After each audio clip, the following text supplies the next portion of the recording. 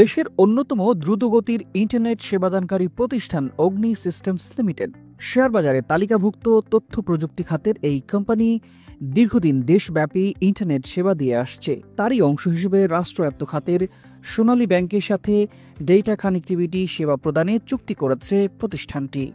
দেশব্যাপী সোনালী ব্যাংকের শাখাগুলোতে দ্রুতগতির ইন্টারনেট সেবা নিশ্চিত করার লক্ষ্যে বৃহস্পতিবার প্রতিষ্ঠানটির প্রধান কার্যালয়ে চুক্তি স্বাক্ষর করে দেশের অন্যতম ইন্টারনেট সেবাদানকারী প্রতিষ্ঠান অগ্নি সিস্টেমস লিমিটেড। অগ্নি সিস্টেমসের পক্ষে প্রতিষ্ঠানটির পরিচালক জিএসএমসি এবং সোনালী ব্যাংকের পক্ষে ব্যাংকটির ডিজিএম মনমোহন মণ্ডল চুক্তি স্বাক্ষর করেন।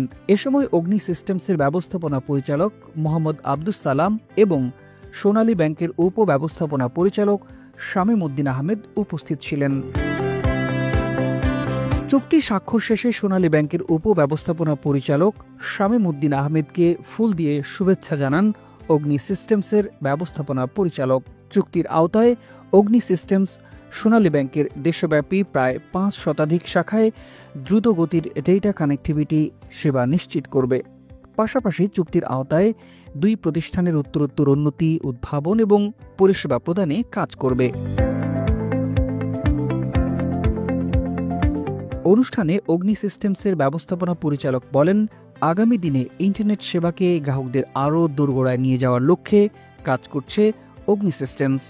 ৩০ বছর ধরে আমরা ইন্টারনেট সার্ভিস দিয়ে আসছি, ব্যবসায়িক প্রতিষ্ঠান, বাসাবাড়িতে এবং ডেটা সার্ভিসও দিয়ে থাকি ব্যাংকিং প্রতিষ্ঠানগুলোতে।